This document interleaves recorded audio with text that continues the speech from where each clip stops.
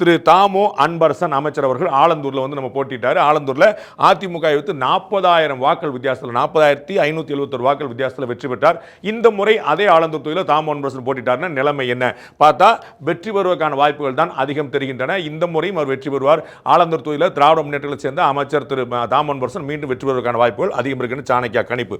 அடுத்த பார்க்கக்கூடிய துரைமுருகன் அண்ணன் துரைமுருகன் நீங்க பார்த்துருக்கீங்க. அவர் வந்து அண்ணா காலத்திலிருந்து தேர்தலில் போட்டிட்டு இருக்கக்கூடிய எனக்கு தெரிஞ்சு ஒரே ஒரு தலைவர் பாக்கி அவர் தான் இருக்கிறார் நினைக்கிறேன்.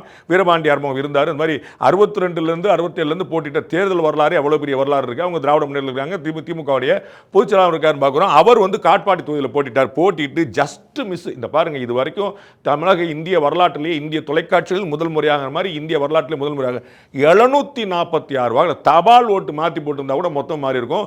746 வாக்கு வித்தியாசம் அதிமுக வென்றார். காட்பாடியிலேயே அவர் வந்து வெல்வாரா இல்லையா அப்படிங்கிறது எம்எல்சி தொகுதியும் கொடுக்கறதுக்கான வாய்ப்பில் நமக்கு வந்து சட்டம் மேலவே இல்லாமல் போயிடுச்சு. பெரிய சிக்கல பேருக்கும் ஜஸ்ட் மிஸ்ல தப்பிச்சார். 2021 அதிமுக வென்று காட்பாடியில் இந்த முறை 2026 திரு துரைமுருகன் அதே காட்பாடியில் போட்டிட்டார்னு என்ன ஆகுங்கிற கேள்விக்கு நம்ம பார்க்கிறோம்.